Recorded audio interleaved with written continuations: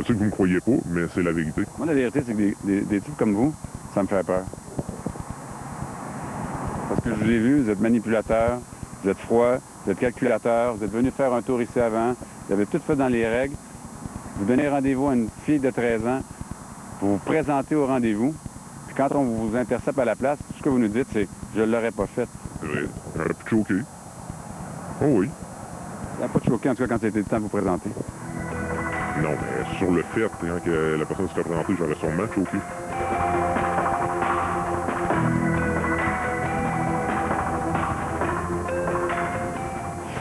Au retour, il pirate les contacts pour chanter vos ados. Il a dit, ben, on va commencer un petit vêtement, tout genre. Elle me montre une vidéo que moi, j'étais en train d'anti-vêtement, puis elle commence à me menacer. Et il vole des identités. Là, on approche des jeunes filles de 13-14 ans sous mon nom pour essayer d'avoir des relations. La célèbre vente.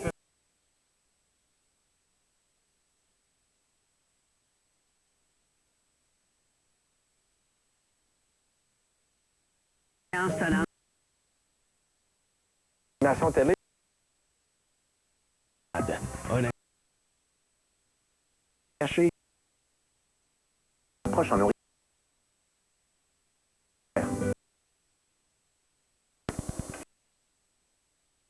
Produit par ont reçu. Les problèmes, ça n'arrive pas qu'aux autres.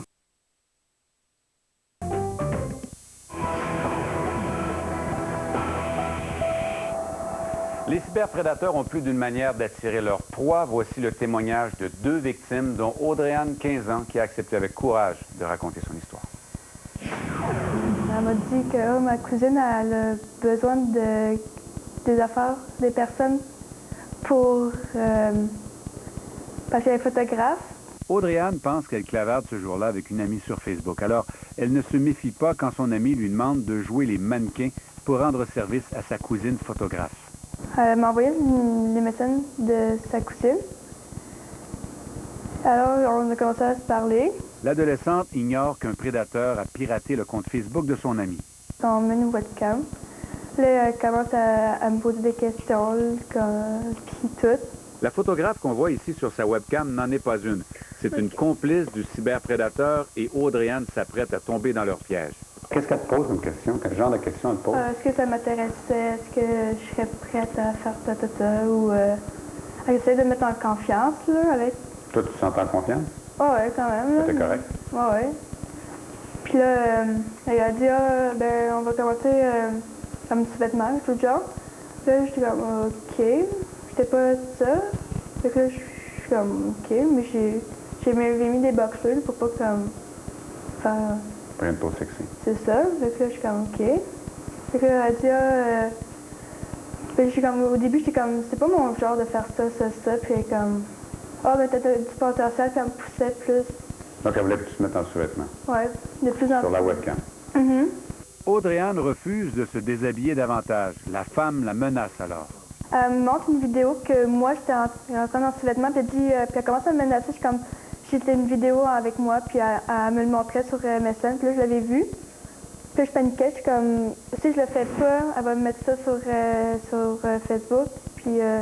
Les cyberprédateurs ont filmé l'adolescente et ils menacent maintenant de diffuser ces images.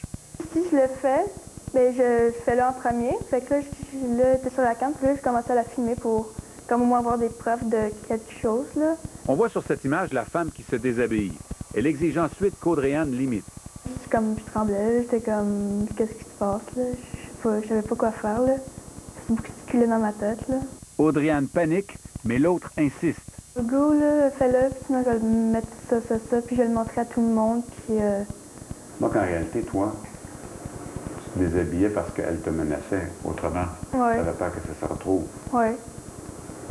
Comment tu te sentais dans ça, toi, te faire menacer comme ça?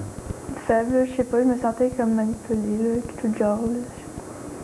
L'adolescente cède finalement et se met nue, de dos, contre la promesse qu'elle ne serait pas filmée et qu'on la laisserait tranquille. Ben, qu'elle dit que finalement, je vais pas le filmer, je vais pas rien faire, puis elle me promettait, je suis comme, OK. Fait comme, plus je l'ai fait, Puis comme après ça, je dis, ah, ben, elle me montrait la vidéo qu'elle vient de faire. Puis je suis comme, ah, si je mets ça sur Facebook. La fausse photographe pousse alors plus loin. Elle exige que la jeune fille se masturbe devant la caméra et elle va jusqu'à lui montrer exactement ce qu'elle veut qu'Audrey-Anne fasse. Là, je dis, OK, arrête, là, j'ai appelé la police. Elle dit, si t'appelles la police, il pourra plus peut pas me pogner. Je suis même pas au Canada, quelque chose de genre. Audrey-Anne se sent prise dans un engrenage dont elle ne peut se sortir. Elle panique, elle appelle le 911. Son père rentre à la maison à ce moment. Elle dit, papa, téléphone.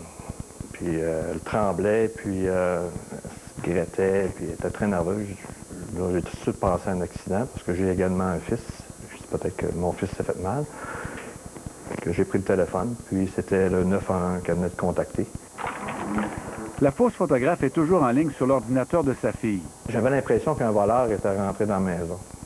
Puis que je pouvais pas, puis que ce voleur-là s'en prenait à ma fille, puis je pouvais pas protéger ma fille. Le père de famille de Gatineau réalise que des cyberprédateurs ont réussi à forcer sa fille de 15 ans à fournir, malgré elle, du matériel pornographique juvénile. Moi, j'ai pas accès à cette personne-là, donc je peux pas me fâcher après cette personne-là, pour pas utiliser un autre terme. Je peux pas non plus le faire arrêter par la police. C'est sur un écran d'ordinateur. Le père et la fille réalisent que peu importe où vous habitez, vous n'êtes pas à l'abri de ces organisations criminelles. C'est ça qu'on entend plus parler des grandes villes, mais aussi, il y a des affaires qui se passent dans les autres. C'est aussi, même si ça se passe à Montréal ou à Québec, ça va être le même impact sur partout. Je suis démuni. Je suis très démuni pour contre-attaquer. On va dire contre-attaquer ces attaques-là. On n'a pas d'outils. J'appelle quoi? J'appelle la police. Il faut que la police vienne ici, constate qu'il y a excusez l'expression, un malade en arrière de la webcam qui essaie de s'en prendre à ma fille. On n'a pas vraiment de protection. Tu n'aurais pas parlé, là, tu vivrais encore avec ça, tu serais nerveuse, tu dormirais plus. T'en as parlé à ton père? Oui. Pourquoi? Parce que je sentais qu'il fallait que je le dise, là, parce que garder ça dans moi, c'est vraiment un peu comme... Ça aurait pas aidé les choses, là. Puis peut-être, si j'aurais même pas parlé, peut-être j'aurais eu des conséquences... Ben, pas des conséquences, mais je serais pas bien, là. J'aurais été... je sais pas qu'est-ce qui aurait arrivé, là. Peut-être il y aurait eu des affaires plus graves qui auraient peut-être passé. Le sexologue Alain Gariepi travaille autant avec les prédateurs que leurs victimes. Il voit de plus en plus d'histoires comme celle d'Audrey-Anne. On sait que les jeunes sont facilement intimidables et que beaucoup de jeunes, quand ils sont intimidés, bien, ils paralysent dans des situations comme ça. Donc, on utilise, dans le fond, des expériences où on sait que, approximativement, les jeunes ont pu vivre des situations comme ça. Et on ne fait que les reproduire et ça permet, en intimidant les jeunes, de leur faire ressortir de la peur et de pouvoir obtenir ce qu'on veut. Et ce genre d'expérience laisse habituellement des cicatrices chez la victime. T'as-tu senti la honte par rapport à ça? Oui, mais je me sentais comme... pas niaiseuse, dans le fond, là, parce que d'avoir embarqué là-dedans, tout, là. Tu te sentais quoi, coupable?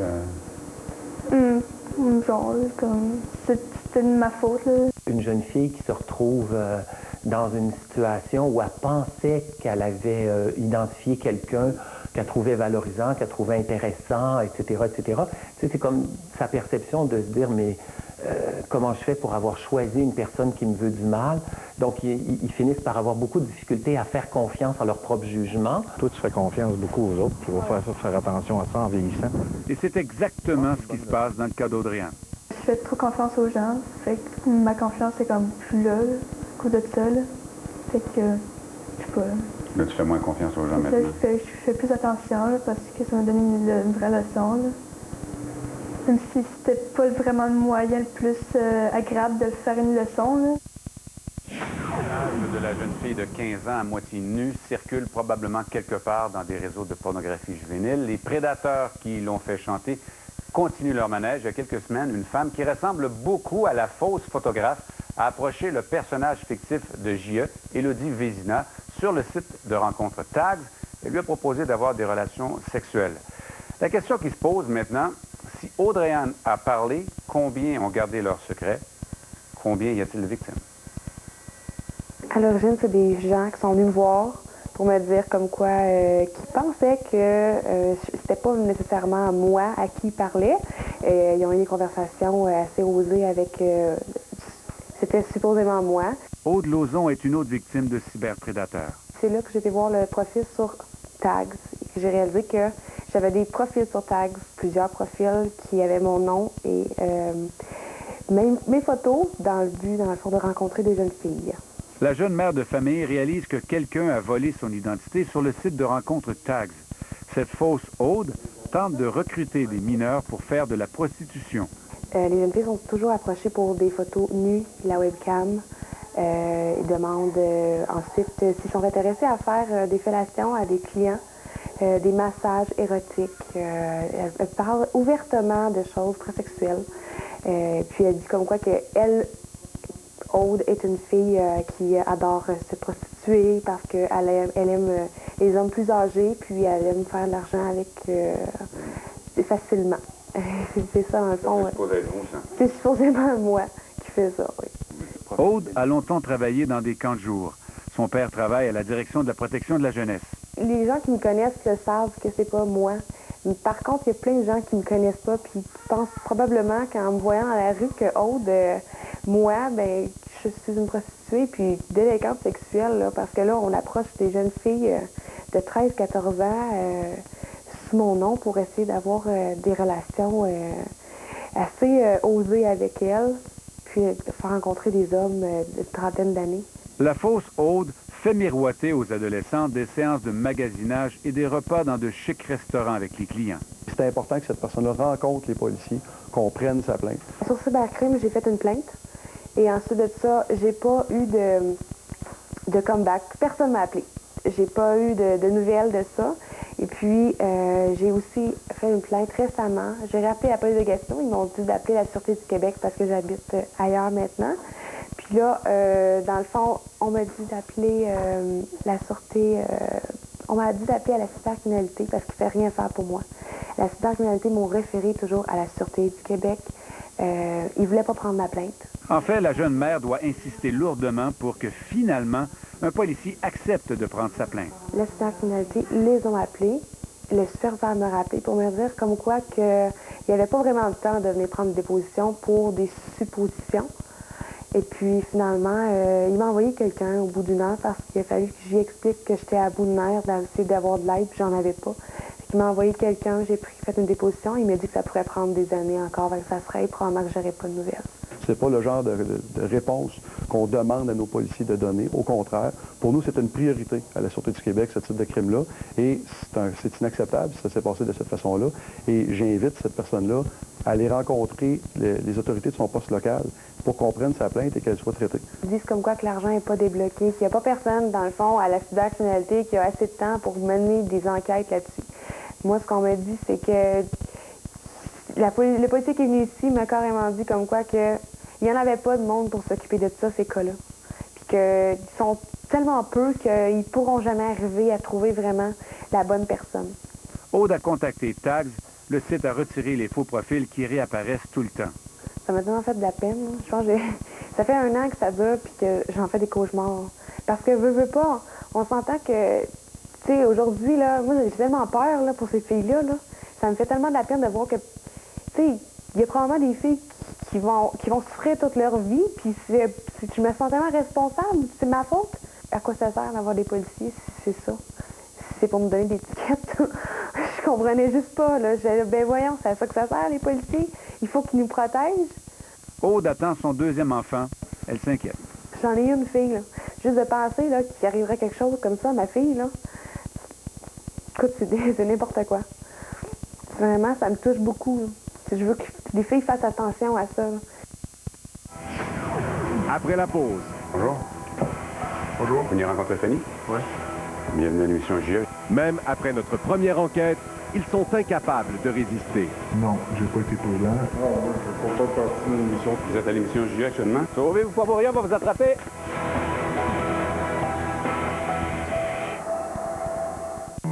Cette émission vous est présentée par la ligne J'arrête. Vous voulez arrêter de fumer? Appelez au 1-866-JARRêTE. Un de nos spécialistes sera à votre écoute et vous aurez ainsi beaucoup plus de chances de réussir. Léon est le plus ancien détaillant de meubles au Canada de propriété canadienne.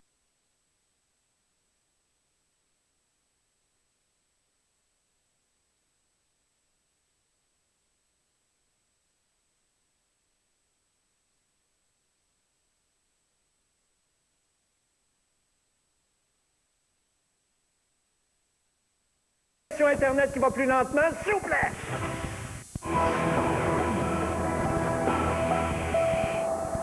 Les policiers du Québec ont arrêté cette semaine 4 individus soupçonnés de faire partie d'un réseau international de cyberpédophiles à la suite d'une dénonciation de la police hollandaise. Reste que le bilan québécois demeure pâle comparé à l'Ontario qui consacre plus d'effectifs et plus d'argent. Au début de février, les policiers ontariens ont arrêté 60 cyberprédateurs au cours d'une seule opération. Pendant ce temps, eh bien, les cyberprédateurs continuent d'avoir la vie plus facile de ce côté-ci de la frontière.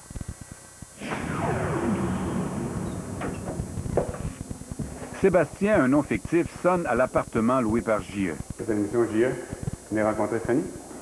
Vous venez rencontrer Fanny? Pourquoi? Vous venez rencontrer Fanny? Vous avez rendez-vous avec Fanny? Vous avez rencontré avec Fanny? Bien, bien sûr, vous avez chatté avec elle? Vous avez chatté avec elle? Non, moi, je ne fais pas partie de l'émission. Vous êtes à l'émission J.E. actuellement? Pourquoi? Vous savez qu'elle a 15 ans? Vous avez quel âge? Le cyberprédateur de 21 ans pensait trouver une adolescente de 15 ans seule. Et en clavardant, il avait clairement précisé ses intentions. Il avait l'intention de profiter de l'absence de ses parents pour avoir des relations sexuelles avec elle. Sauvez-vous pas pour rien, on va vous attraper! Celui qui s'enfuit maintenant croyait rencontrer Fanny, 15 ans, un nouveau personnage fictif créé par J.E. sur le site de rencontre Tags. Comme Élodie Vézina avant elle, Fanny se fait rapidement approcher et surtout par des adultes de moins de 35 ans, la tranche d'âge où on retrouve 80% des prédateurs sexuels.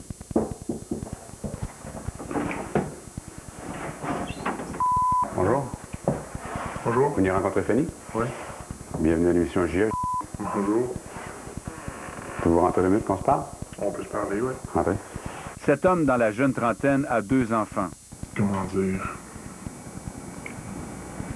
Passer juste du temps, tout simplement. Je veux dire, regardez, je comprends un peu que ça peut avoir l'air bizarre, là, mais je veux dire, je n'avais pas de mauvaises intentions. Il veut avoir des relations sexuelles avec elle? Non. Tous les cyberprédateurs que nous avons rencontrés commencent par mentir. Celui-ci s'exprimait plus clairement quand il pensait avoir affaire à une ado. En fait, dès la première conversation avec Fanny, il lui dit avoir une très forte libido. Et c'est pas elle qui a commencé, c'est vous. C'est bon. Vous avez dit que vous vouliez la manger. Vous que je vous répète exactement tout que je sorte la conversation que vous avez eue avec elle? Par la conversation que j'ai eue avec elle, oui, il y a eu une conversation, on en a parlé, on parlait de sexualité un peu. La retranscription des conversations entre l'homme et l'adolescente tient sur des dizaines de pages. Vous savez que c'était illégal, vous avez été très prudent. Non, j'ai pas été prudent. Honnêtement, je voulais la rencontrer dans un endroit public. Qu'est-ce qui vous a fait craquer de venir chez elle? C'est le coup de téléphone, honnêtement. Quand vous avez entendu la voix, donc vous avez écrit au personnage. Oui. Allô? Ça va, toi? Le cyberprédateur, par prudence, avait demandé à Fanny de l'appeler pour entendre sa voix, pour avoir une preuve de son existence. C'est une membre de l'équipe de J.E. qui a appelé l'homme. À partir du moment où vous êtes rassuré sur vos doutes, là, vous venez et vous êtes prêt à venir. C'est ça qui s'est passé, en fait. C'est ça qui s'est passé, effectivement. Le cyberprédateur finit par avouer l'attirance interdite qu'il ronge. En bas de 14 ans, j'aurais jamais rien. C'est pas les enfants que vous aimez? Non. Les adolescents? Oui. Cette pulsion, elle le brûle toujours. J'avais 21, puis la fille en avait 16, 15, oui. 15, vous m'avez dit. OK. Vous avez chatté. Donc, à 15 ans, vous avez des relations sexuelles avec une fille. À 21 ans, vous avez des relations sexuelles avec une fille à 15 ans. Oui. Oui. Puis si je peux me permettre, je m'excuse, mais dans la société, à part ceux qui se font pogner comme moi aujourd'hui, ça arrive beaucoup, il y en a beaucoup, puis ça fait pas de mal à personne. Ça fait de mal à personne. Voilà bien un raisonnement typique des cyberprédateurs, selon Alain Garriépi. Souvent, ils n'ont pas conscience que dans leur développement de leur propre maturité affective, ce sont souvent des hommes qui ont 15 ans. Donc, pour eux, quand ils rencontrent une jeune fille qui a 15 ans, ils ont l'impression qu'en termes de, outre l'aspect tout de la manipulation des expériences sexuelles, leur maturité affective, leur capacité de construire leurs sentiments. C'est souvent des hommes qui, peu importe leur âge, sont restés à 12 ou 15 ans. Le père de famille ne peut expliquer ce qu'il pousse vers les ados. Je sais pas, c'est difficile à expliquer. Je comprends ça. Ça, je comprends. C'est une pulsion qui est un petit peu plus forte, on se contrôle pas, tout simplement. Comment réagirait-il si un homme faisait la même chose avec ses propres enfants? Voilà une autre question pour laquelle il n'offre aucune réponse. Vous accepteriez ça chez vous? Non. Alors, qu'est-ce que vous faites ici? Non. Ben, qu'est-ce que vous voulez que je vous réponde? Claude, encore un nom fictif, préfère lui aussi fuir quand il réalise qu'il n'y a pas d'adolescente qui l'attend.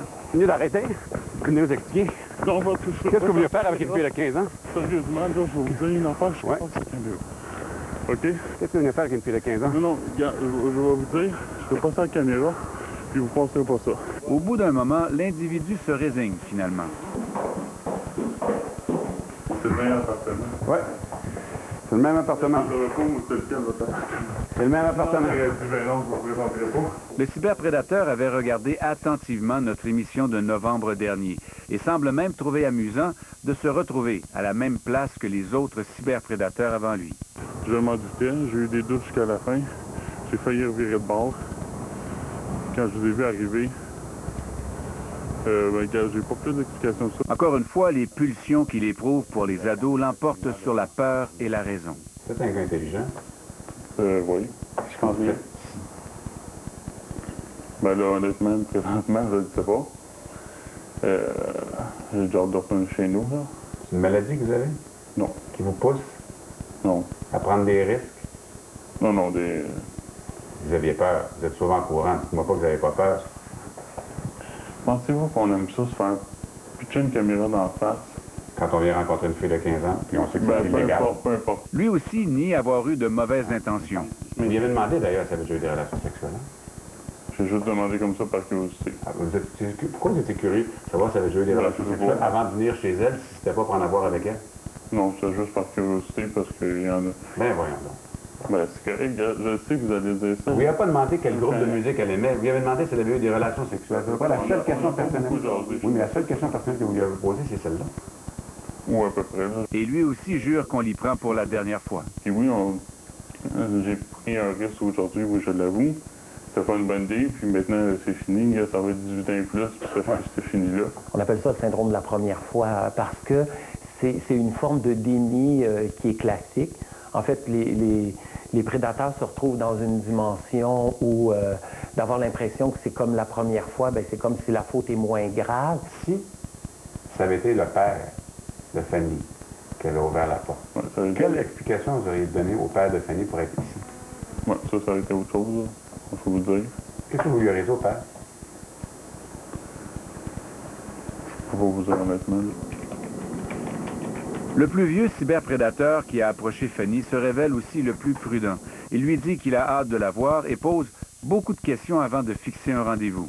L'homme veut savoir où elle habite, connaître son horaire. Il lui dit « Appelle-moi, c'est tout, on va pas se voir avant de savoir que tu as vraiment 15 ans et que tu es celle que tu dis être. » L'interrogatoire s'étire sur des semaines. Plus on prend du temps à construire un événement, puis qu'à un moment donné, on va le vivre et on doit donc l'assumer, à partir de ce moment-là, on peut considérer que la personne est dans un plus grand niveau d'excitation. Si elle est dans un plus grand niveau d'excitation, elle devient à ce moment-là imprévisible. Et si elle est imprévisible, elle devient dangereuse. Le cyberprédateur connaît les risques qu'il court. Je ne peux pas me permettre ça car je ne sais pas si tu as une fille de 15 ans ou la police qui veut attraper des pédophiles, lui crie-t-il. Il veut une preuve qu'il s'agit bien d'une ado avant de sauter. L'homme va dire dans l'entrevue qu'il savait qu'il avait affaire à J.E. Ça ne l'empêche pas d'inviter finalement Fanny chez lui en insistant pour qu'elle vienne seule. Quand J.E. se présente au rendez-vous, il a quitté. Avant de partir, il nous avait laissé ce message. « Écoute, oublie-moi, OK, je veux pas de problème avec la police. » Qu'est-ce que vous vouliez à Fanny quand vous avez donné l'adresse de venir chez vous? Un mois plus tard, nous retournons sur place. Hein? Qu'est-ce que vous voulez faire avec une fille de 15 ans? Sans surprise, le cyberprédateur se montre moins loquace face à une caméra. Venez nous parler au lieu de le cacher. Mais il change encore d'idée et demande à nous rencontrer. Il promet de s'expliquer. Vous vouliez voir des photos d'elle, d'autres photos? Oui. Vous vouliez des photos d'elle? Oui. Hein? Vous l'appelez mon amour. Ça prouve quoi? Un gars de 47 ans appelle une fille de 15 ans mon amour. Mais il a peu de réponses à offrir. Vous vouliez la voir nue avec une fille. Qu'est-ce que vous voulez dire par ça? Outre ses silences éloquents. J'ai pas de réponse là-dessus, là. Excuse-moi. Là. Je pense que c'est clair ce que vous voulez.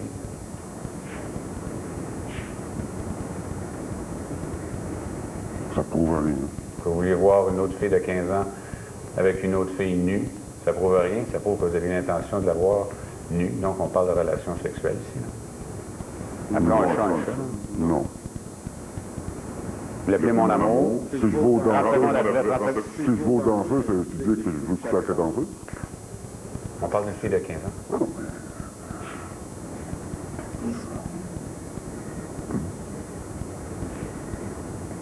Qu'est-ce que vous voulez que je vous dise? Vous savez que ça, ce genre de conversation-là, c'est illégal.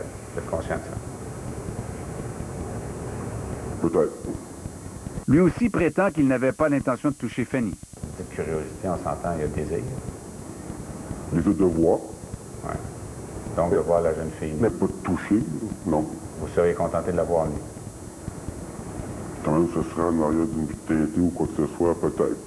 Tout le monde est voyeur. Vous avez le goût de la voir elle nue. Tout le monde est curieux. Ce cyberprédateur a de bonnes raisons de craindre la police. Il a été condamné 4 fois pour harcèlement contre des femmes et a fait 3 séjours en prison. Un récidiviste comme lui connaît bien les conséquences d'un acte criminel. Vous dites, je veux une preuve que tu as 15 ans. C'est pas compliqué. Je veux pas aller en prison. C'est clair, ça? Ça, c'est vous qui avez dit ça. Oui, je comprends. Donc, vous savez que si elle a 15 ans, vous risquez une peine de prison. Vrai? Possible. C'est vous qui l'avez dit, ça.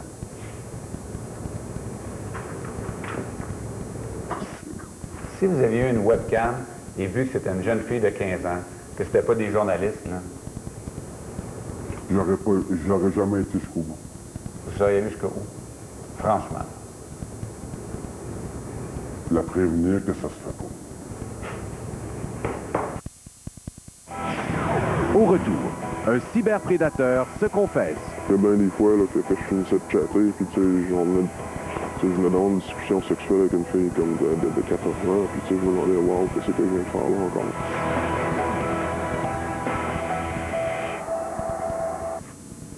Bon, elle mange des Cheerios multigrains.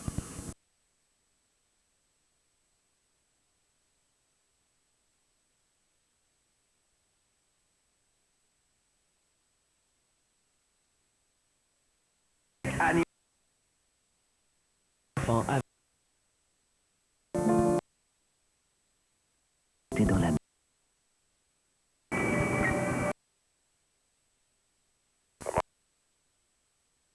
Rendez-vous sur Star Academy. C'est Remax.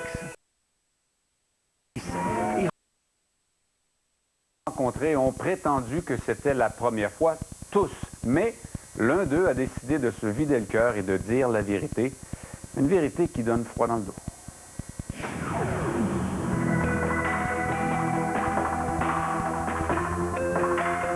Alain était venu de l'Outaouais. 2 heures de route pour retrouver le personnage fictif créé par J.E., Élodie Vézina, 13 ans. Vous avez rencontré Élodie? Non. Je vous ai vu sur la webcam, puis je vous reconnais, là. Vous parlez des vraies affaires? Mon nom, c'est Michel Jean, je suis journaliste à l'émission J.E. TVA, vous connaissez? Vous nous raconter qu'est-ce que vous aviez l'intention de faire avec elle? Je sais pas. Ben, est-ce qu'on peut aller s'asseoir quelque part? Oui. À bout d'arguments, il avoue. Quand je vous ai abordé, vous avez dit que une police. Vous pensez qu'il aurait pas arrivé quoi à ce moment-là?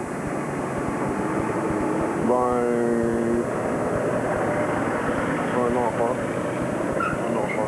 Lors de cette rencontre, Alain, comme tous les cyberprédateurs, avait juré qu'il s'agissait de la première fois où il tentait de leurrer une mineure. Je pensais pas que ça irait plus loin non plus. Je n'ai jamais couché avec une fille de cet âge-là, puis c'était pas dans mes intentions de commencer aujourd'hui. L'homme de 32 ans mentait et quelques semaines plus tard, il nous rappelle de lui-même le besoin de dire la vérité. La rencontre qu'on a eue, disons, ça m'a donné une claque d'en face un peu, parce que je me suis retrouvé dans une position où est-ce que je pensais jamais me retrouver premièrement. Maintenant, il veut libérer sa conscience d'un poids. Ça fait longtemps, là. J'ai commencé à chatter sur Internet, là, on parle de... Tu sais, quand l'Internet est sorti, là, pratiquement, là, tu sais, je vais avoir autour de 17-18 ans. Il en a presque le double aujourd'hui, mais s'intéresse encore aux mêmes jeunes filles. On dirait que les filles plus jeunes sont plus faciles d'approche. Ah oui, comment? Ben, pour jaser, pour de n'importe quoi, tu sais, parce que je veux dire, c'est sûr que j'ai eu des discussions à caractère sexuel, mais c'est pas juste ça non plus que j'ai eu. Là. Il y a eu beaucoup d'échanges à connotation sexuelle avec des... Des tonnes, là. Combien? Des dizaines, des centaines? Si j'avais à dire, je pourrais dire des centaines. Là. Des centaines de séances de cybersexe en clavardant et par webcam. Et puis une histoire qui est allée plus loin. Elle avait 14 ans. J'ai demandé si on essaie de promener, puis on est embarqué dans la voiture, puis on a commencé à s'embrasser. Tout de suite comme ça? Ouais. Il l'a amené chez lui. Ils étaient seuls. Puis, en tout cas, là, on a eu une relation sexuelle. Complète? Oui. Donc, lors de cette première rencontre? Oui. Puis, à ce moment-là, je me sentais pas bien, puis en tout cas, c'était pas... J'étais bien, mais j'étais pas bien en même temps. Ils se sont revus. Il a même rencontré ses parents. La relation a duré 1 an. Les relations sexuelles étaient fréquentes quand vous vous voyez? Oui. À chaque fois? Oui. Puis elle était bien dans ça? Oui. C'était pas... je veux dire, il n'y a aucun des deux qui a forcé l'autre. On a vraiment affaire à un individu très immature au niveau psychosexuel, parce que pour investir, pour être en amour avec une personne, il faut connecter avec. Puis être capable, quand on a le double de son âge, surtout à ces âges-là, là, on ne parle pas de quelqu'un de 30 ans avec quelqu'un de 40. On parle d'un homme vraiment adulte avec une toute jeune adolescente. Il a vécu la rupture comme une peine d'amour. Depuis, il a souvent essayé de renoncer aux mineurs. Le goût revient toujours. Il y a bien des fois là, que je finissais de chatter, puis tu sais, je venais d'avoir une discussion sexuelle avec une fille comme de 14 ans, puis tu sais, je me demandais, wow, qu'est-ce que je viens de faire là encore, tu sais? Qu'est-ce que je viens de faire là encore? Alain sait qu'il a un problème, mais il ne sait pas comment le régler. C'est pas facile de parler de ça.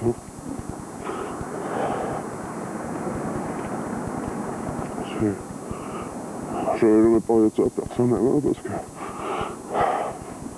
c'est pas comme dire que j'ai un problème, j'ai mal au bras, tu sais. Tout le monde va pas te regarder de la même manière après.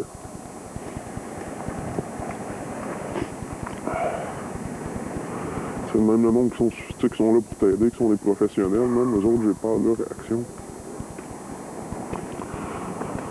Tu sais, je veux dire, je peux pas parler de ça à mes amis, je peux pas parler de ça à personne, tu sais.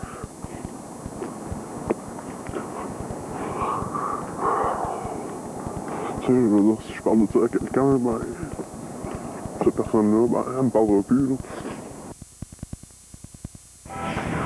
Après le reportage de JE, une fillette brise le silence. Il n'y a rien là qui m'est arrivé bien pire que ça. Bien pire que ça. Moi, je trouvais ça déjà pas mal grave.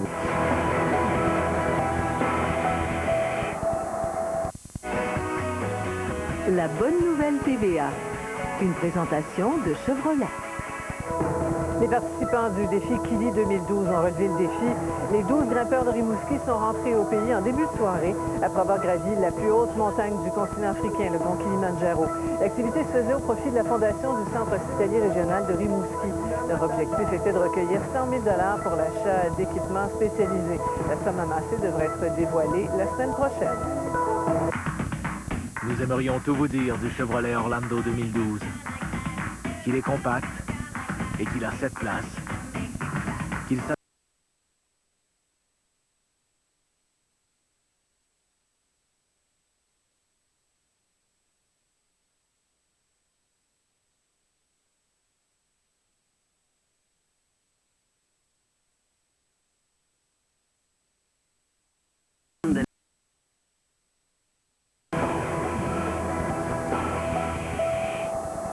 On termine l'émission avec ce qui représente le cauchemar de tous ceux qui ont des enfants. Nous avions, lors de notre émission de novembre, invité les parents à la regarder avec leurs enfants pour les sensibiliser. Et c'est ce qu'a fait un couple de la région de Sorel. Ils étaient loin de se douter que cela allait inciter leur fille, d'à peine 12 ans, à leur révéler le terrible secret qui la rongeait depuis plus de 2 ans.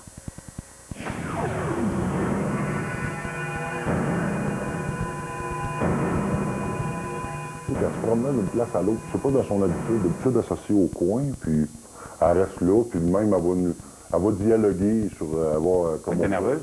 Oui, elle était nerveuse, puis elle n'était pas à l'aise. Vous attendez Élodie? Non. Plus l'émission avance, plus sa fille devient nerveuse. J'ai dit, voyons, c'est que là de promener de même, j'ai dit, tabarouette, qu'est-ce qui se passe? Ah, j'ai rien, tu sais, c'est ça qu'elle nous disait, tu sais, j'ai rien. Puis là, à un moment donné, elle a fait le contraire. Elle est venue s'asseoir comme dans le creux. Là. Sa mère était assise là, moi j'étais assis ici.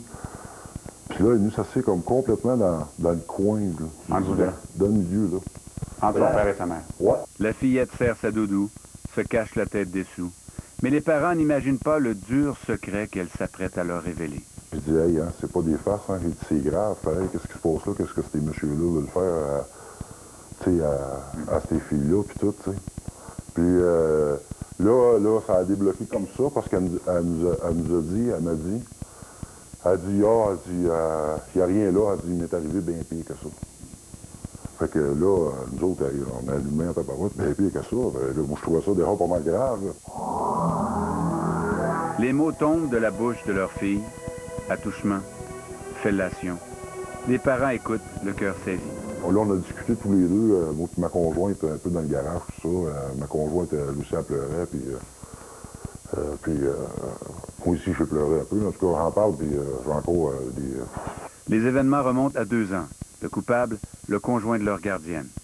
Il y aurait une autre victime, une amie. Elle allait avoir ses 10 ans au mois de septembre.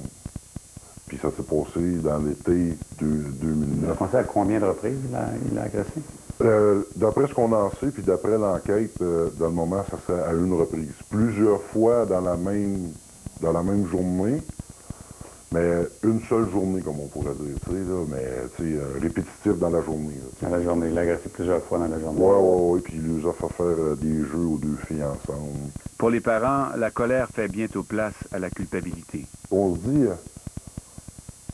tu sais, tabarouette, tu sais, là, en plus, tu l'as pas détecté, puis en plus, qu'est-ce qu'on se sentait comme doublement responsable? Et tous ces indices qu'ils n'avaient pas vus, qui leur reviennent maintenant. Qu'est-ce que toi, pourquoi tu travailles tout le temps comme ça dans la nuit, puis tu te lèves, puis tu vas boire de l'eau, puis tu reviens? Comment ça, tu sais, j'ai dit, tu dormais, là, on s'était rendu qu'on était correct. Ah, j'ai des images dans la tête, je fais des cauchemars, puis j'ai dit, tu sais, elle est trop gâtée, tu sais, on y arrête qu'est-ce qu'elle veut un peu, puis tu sais, puis là, il y a des comportements comme ça des fois, puis tu sais, on est tout le temps en train de la minoucher un peu, puis de dire, voyons, puis de la ramener tranquillement. Puis là, ben, je me rends compte que c'était pas un comportement, comment je pourrais dire ça, d'enfant gâté, Simonac, là, elle dormait vraiment avec ces images-là dans la tête. Les parents appellent la police le soir même. 2 semaines plus tard, les policiers arrêtent le présumé agresseur. Puis votre fille, comment elle va? Là, ma fille, c'est certain que... Je vais vous dire, ben franchement, là,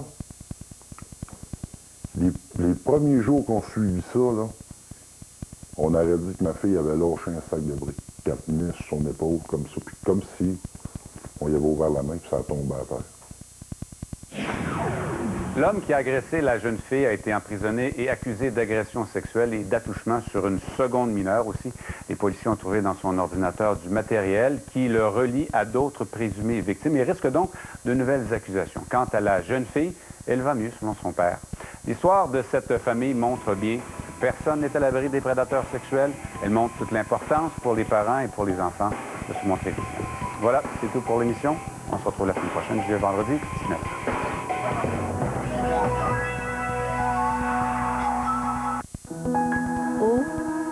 Mardi.